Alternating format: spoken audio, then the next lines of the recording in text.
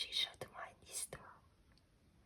Je vais vous raconter Le Prince Chéri de Madame le Prince de Beaumont. Très belle écoute à tous. Il y avait une fois un roi qui était si honnête homme que ses sujets l'appelaient le roi bon. Un jour qu'il était à la chasse, un petit lapin que les chiens allaient tuer se jeta dans ses bras. Le roi caressa ce petit lapin et dit « Puisqu'il s'est mis sous ma protection, je ne veux pas qu'on lui fasse du mal. » Il porta ce petit lapin dans son palais et il lui fit donner une jolie petite maison et de bonnes herbes à manger. La nuit, quand il fut seul dans sa chambre, il vit paraître une belle dame. Elle n'avait point d'habits d'or et d'argent, mais sa robe était blanche comme la neige. Et au lieu de coiffure, elle avait une couronne de roses blanches sur la tête. Le bon roi fut bien étonné de voir cette dame, car sa porte était fermée et il ne savait pas comment elle était entrée. Elle lui dit « Je suis la fée Candide. Je passais dans le bois pendant que vous chassiez, et j'ai voulu voir si vous étiez bon, comme tout le monde le dit. Pour cela, j'ai pris la figure d'un petit lapin et je me suis sauvée dans vos bras, car je sais que ceux qui ont de la pitié pour les bêtes en ont encore plus pour les hommes. Et si vous m'aviez refusé votre secours, j'aurais cru que vous étiez méchant. Je viens vous remercier du bien que vous m'avez fait et vous assurer que je serai toujours de vos amis. Vous n'avez qu'à me demander tout ce que vous voudrez. Je vous promets de vous l'accorder. » Madame, dit le bon roi, puisque vous êtes une fée, vous devez savoir tout ce que je souhaite. Je n'ai qu'un fils que j'aime beaucoup, et pour cela on l'a nommé le prince chéri. Si vous avez quelque bonté pour moi, devenez la bonne amie de mon fils. De bon cœur, lui dit la fée, je puis rendre votre fils le plus beau prince du monde, ou le plus riche, ou le plus puissant. Choisissez ce que vous voudrez pour lui. Je ne désire rien du tout cela pour mon fils, répondit le bon roi, mais je vous serai bien obligé si vous voulez le rendre le meilleur de tous les princes. Que lui servirait-il d'être beau, riche, d'avoir tous les royaumes du monde, s'il était méchant? Vous savez bien qu'il serait malheureux et qu'il n'y a que la vertu qui puisse le rendre content. Vous avez bien raison, lui dit Candide, mais il n'est pas en mon pouvoir de rendre le prince chéri honnête homme malgré lui. Il faut qu'il travaille lui-même à devenir vertueux. Tout ce que je puis vous promettre, c'est de lui donner de bons conseils, de le reprendre de ses fautes et de le punir s'il ne veut pas se corriger et se punir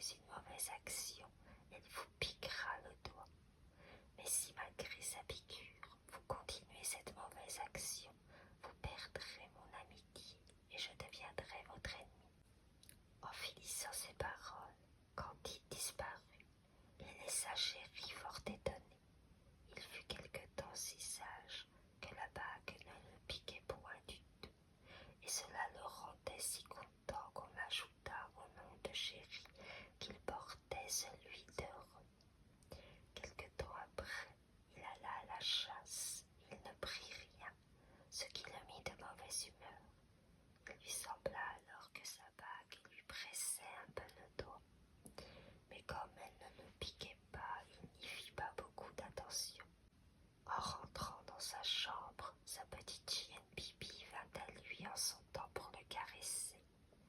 Il lui dit « Retire-toi, je ne suis pas d'humeur à recevoir tes caresses. » La pauvre petite chienne, qui ne l'entendait pas, le tirait par son habit pour l'obliger à la regarder au moins. Cela impatienta Chéri. On lui donna un grand coup de pied. Dans ce moment, la bague le piqua comme si c'eût été une épingle. Il fut bien étonné et s'assit tout heureux dans un coin de sa chambre. Il disait en lui-même « Je crois que la fée se moque de moi. Quel grand mal ai-je fait pour donner un coup de pied à un animal qui m'importune? À quoi me sert d'être maître d'un grand empire, puisque je n'ai pas la liberté de battre mon chien? » « Je ne me moque pas de vous, » dit une voix qui répondait à la pensée de Chéri. « Vous avez fait 3 fautes au lieu d'une. Vous avez été de mauvaise humeur parce que vous n'aimez pas à être contredit, et que vous croyez que les bêtes et les hommes sont faits pour obéir. Vous vous êtes mis en colère, ce qui est fort mal. Et puis, vous avez été cruel à un pauvre animal qui ne méritait pas d'être maltraité. Je sais que vous êtes beaucoup au-dessus d'un chien, et si c'était une chose raisonnable et permise, que les grands puissent maltraiter tout ce qui est au-dessous d'eux, je pourrais à ce moment vous battre, vous tuer, puisqu'une fée est plus qu'un homme. L'avantage d'être maître d'un grand empire ne consiste pas à pouvoir faire le mal qu'on veut, mais tout le bien qu'on peut. » Chéri avoua sa faute et promit de se corriger, mais il ne tint pas sa parole. Il avait été élevé par une sotte nourrice qui l'avait gâté quand il était petit. S'il voulait avoir une chose, il n'avait qu'à pleurer, se dépiter, frapper du pied. Cette femme lui donnait tout ce qu'il demandait, et cela l'avait rendu opiniâtre. Elle lui dit aussi, depuis le matin jusqu'au soir, qu'il serait roi un jour, et que les rois étaient fort heureux, parce que tous les hommes devaient leur obéir, les respecter, et qu'on ne pouvait pas les empêcher de faire ce qu'ils voulaient. Quand Chéri avait été grand garçon et raisonnable, il avait bien reconnu qu'il n'y avait rien de si vilain que d'être fier, orgueilleux, opiniâtre. Il avait fait quelques efforts pour se corriger, mais il avait pris la mauvaise habitude de tous ses défauts, et une mauvaise habitude est bien difficile à détruire. Ce n'est pas qu'il eût naturellement le cœur méchant.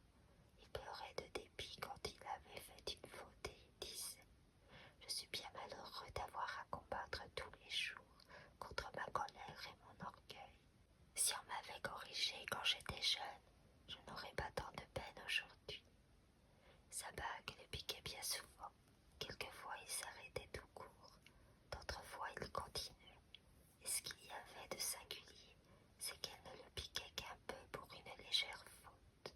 Mais quand il était méchant, le sang sortait de son doigt. À la fin, cela l'impatienta, et voulant être mauvais tout à son aise, il jeta sa bague. Il se crut le plus heureux de tous les hommes quand il se fut débarrassé de ses piqûres. Il s'abandonna à toutes les sottises qui lui venaient dans l'esprit, en sorte qu'il devint très méchant et que personne ne pouvait plus le souffrir. Un jour que Chéri était à la promenade, il vit une fille qui était si belle qu'il résolut de l'épouser. Elle se nommait Zélie, et elle était aussi sage que belle. Chéri crut que Zélie se croirait fort heureuse de devenir une grande reine, mais cette fille lui dit avec beaucoup de liberté « Sire, je ne suis qu'une bergère, je n'ai point de fortune, mais malgré cela je ne vous épouserai jamais. » « Est-ce que je vous déplais ?» lui demanda Chéri un peu ému. « Non, mon prince, » lui répondit Zélie, « je vous trouve tel que vous êtes, c'est-à-dire fort beau. Mais que me servirait votre beauté, vos richesses, les beaux habits, les carrosse magnifique que vous me donneriez si les mauvaises actions que je vous verrais faire chaque jour me forçaient à vous mépriser et à vous haïr. Chéri se mit fort en colère contre Zélie et commanda à ses officiers de la conduire de force dans son palais. Il fut occupé toute la journée du mépris que cette fille lui avait montré. Mais comme il l'aimait, il ne pouvait se résoudre à la maltraiter. Parmi les favoris de Chéri, il y avait son frère Tel, auquel il avait donné toute sa confiance.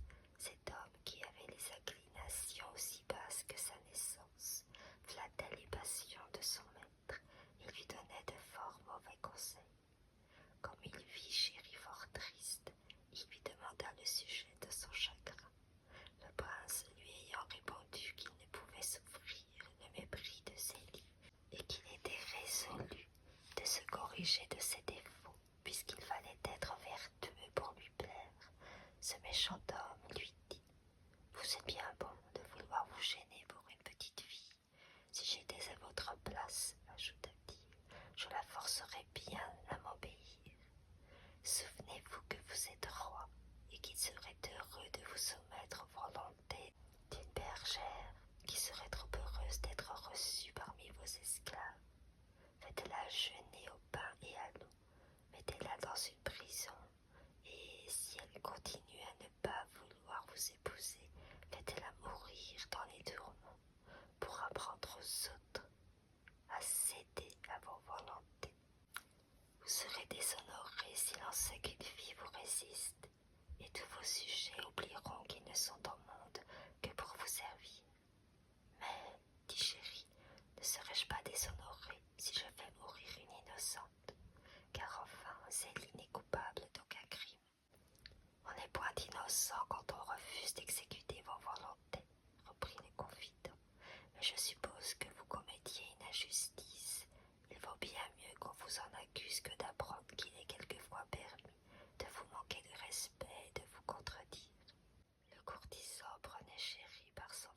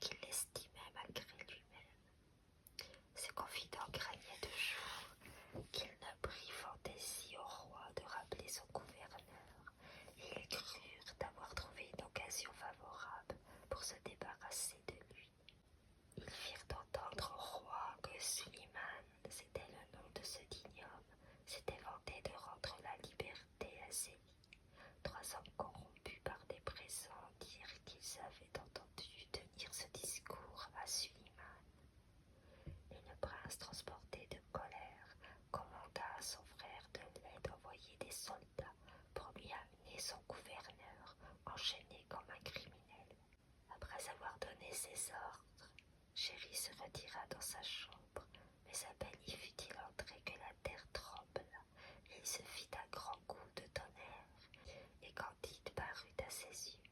J'avais promis à votre père, lui dit-elle d'un ton sévère, de vous donner des conseils et de vous punir si vous refusiez de les suivre. Vous les avez méprisés, ces conseils.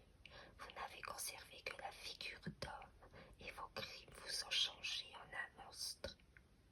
L'horreur du ciel et de la terre. Il est temps que j'achève de satisfaire à ma promesse en vous punissant. Je vous condamne à devenir semblable aux bêtes dont vous avez pris les inclinations. Vous vous êtes rendu semblable au lion par la colère, au loup par la gourmandise, au serpent en déchirant celui qui avait été votre second père, au taureau par votre brutalité. Portez dans votre nouvelle figure le caractère de tous ces animaux. À peine la fée avait-elle achevé ces paroles que Chéri se vit avec horreur dès qu'elle l'avait souhaité. Il avait la tête d'un lion, les cornes d'un taureau, les pieds d'un loup et la queue d'une vipère. En même temps, il se trouva dans une grande forêt sur le bord d'une fontaine où il vit son horrible figure et il entendit une voix qui lui dit « Regarde attentivement l'état où tu t'es réduit par tes crimes. Ton âme est devenue 1000 fois plus affreuse que ton corps. » Chéri reconnut la voix de Candide, et dans sa fureur il se retourna pour s'élancer sur elle et la dévorer, s'il lui eût été possible. Mais il ne vit personne, et la même voix lui dit « Je me moque de ta faiblesse et de ta rage. Je vais confondre ton orgueil en te mettant sous la puissance de mes propres sujets. » Chéri pensa qu'en s'éloignant de cette fontaine, il trouverait du remède à ses maux, puisqu'il n'aurait point devant les yeux sa laideur et sa difformité. Il s'avançait donc dans le bois, mais à peine y eut-il fait quelques pas qu'il tomba dans un trou qu'on avait fait pour prendre les ours.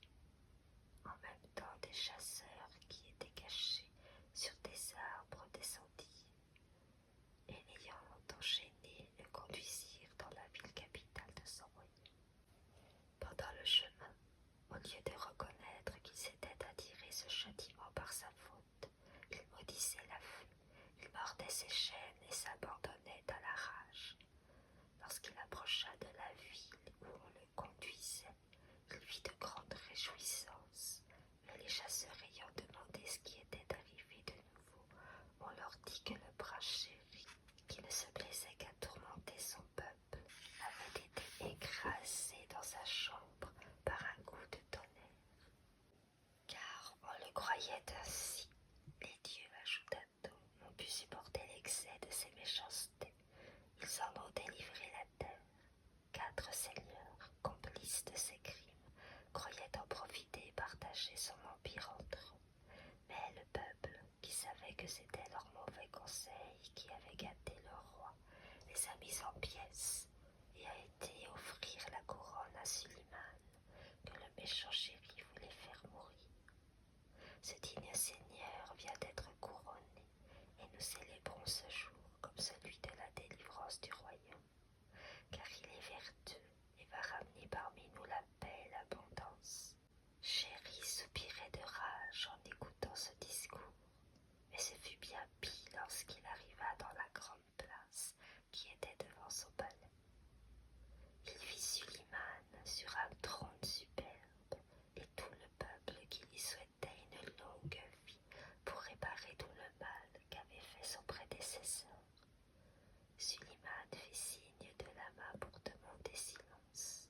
Il dit au peuple : « J'ai accepté la couronne que vous m'avez offerte, mais c'est pour la conserver au prince Chéri. Il n'est point mort, comme vous le croyez. Une fée me l'a révélé, et peut-être qu'un jour vous le reverrez vertueux, comme il l'était dans ses premières années. Hélas, continua-t-il en versant des larmes, les flatteurs l'avaient séduit.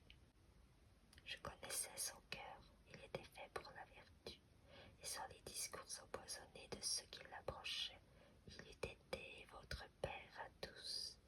Détestez ses vices, mais plaignez-le, et prions tous ensemble les dieux qui nous le rendent.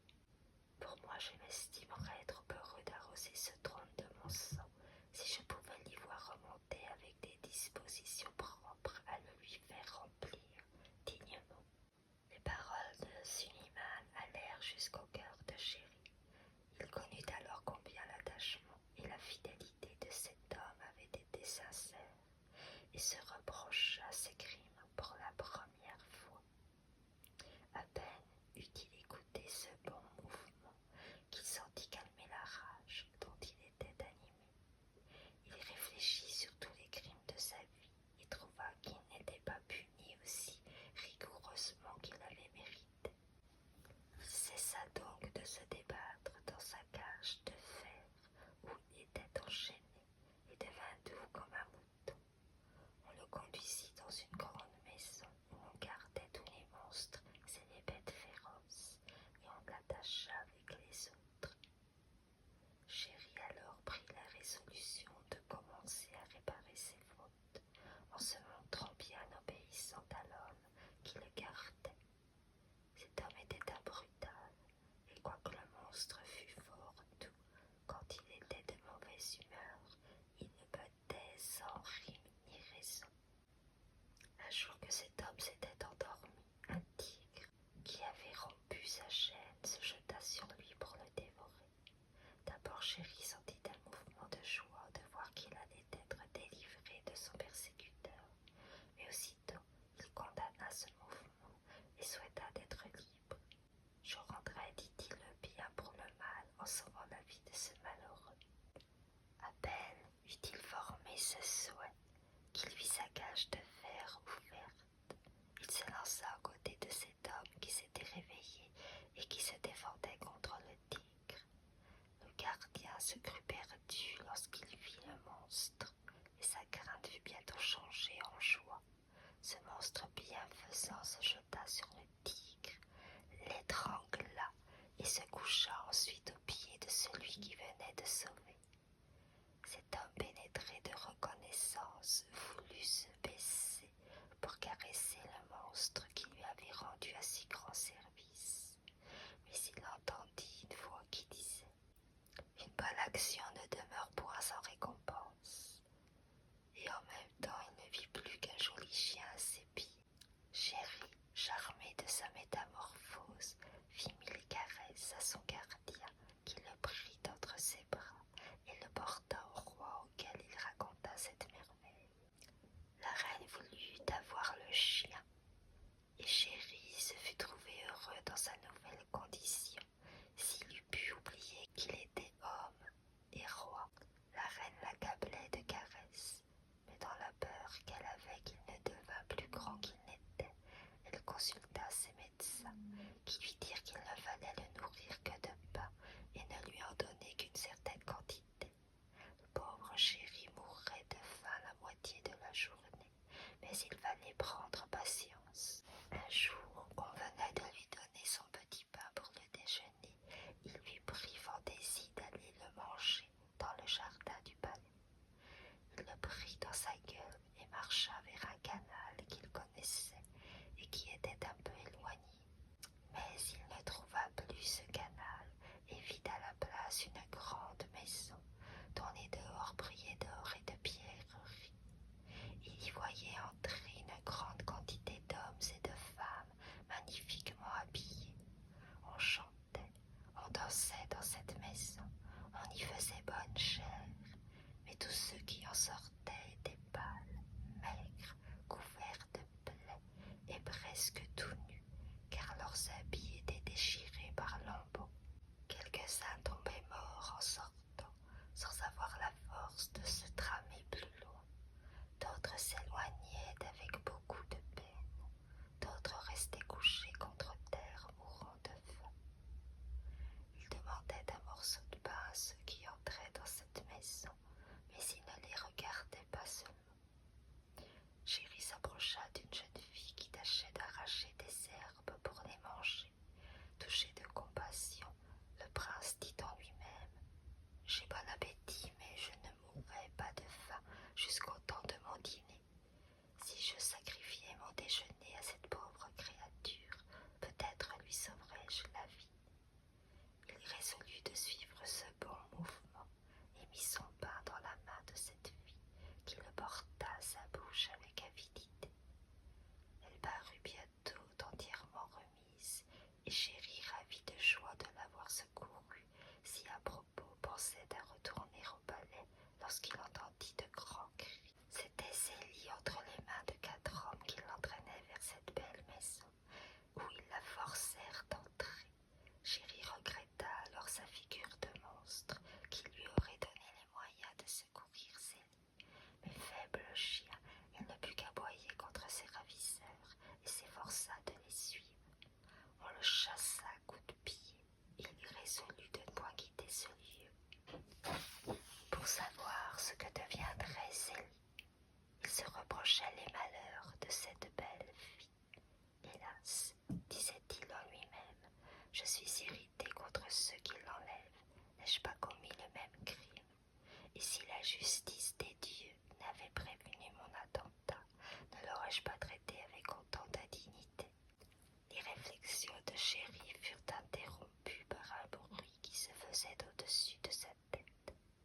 Il vit qu'on ouvrait une fenêtre, et sa joie fut extrême lorsqu'il aperçut Zélie qui jetait par cette fenêtre un plat plein de viande si bien apprêté qu'elle donnait appétit à voir.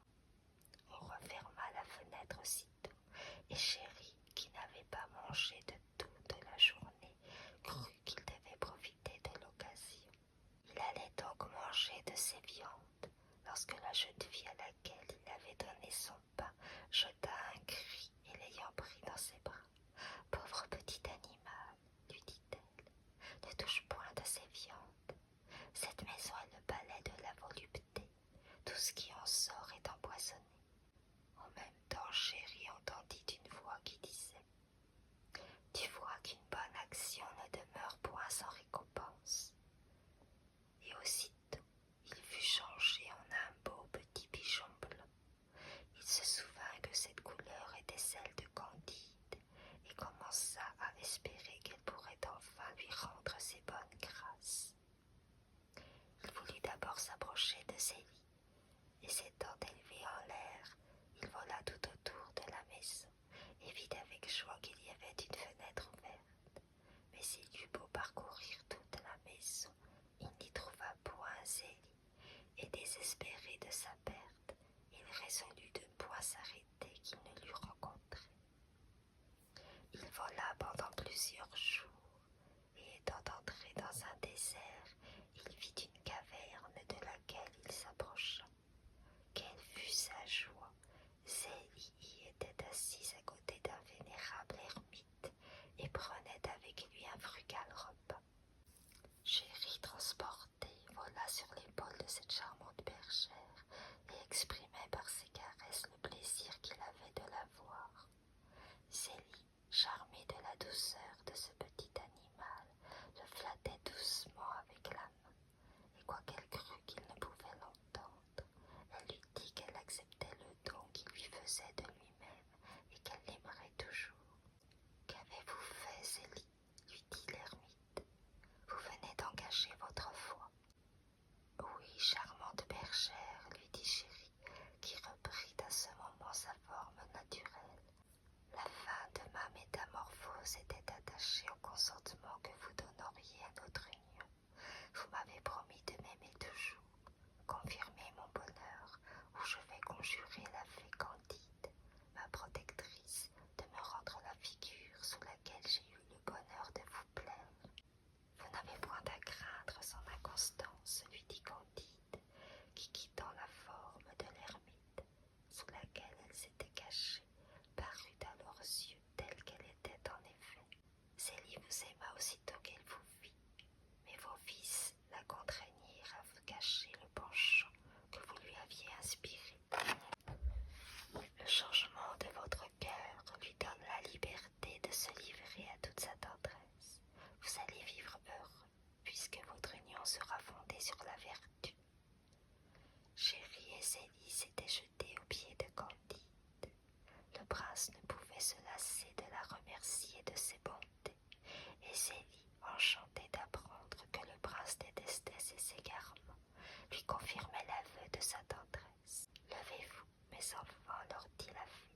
Je vais vous transporter dans votre palais pour rendre à Chéri une couronne de laquelle ses fils l'avaient rendue indigne. À peine eut-elle cessé de parler qu'ils se trouvèrent dans la chambre de Suliman, qui, charmé de revoir son cher maître, devenu vertueux, lui abandonna le trône et resta le plus fidèle de ses sujets. Chéri régna longtemps avec Zélie, et on dit qu'il s'appliqua tellement à ses devoirs que la bague qu'il avait reprise ne le piqua pas une seule fois jusqu'au sang. Je vous remercie pour votre écoute. Merci de liker, partager, commenter et de vous abonner.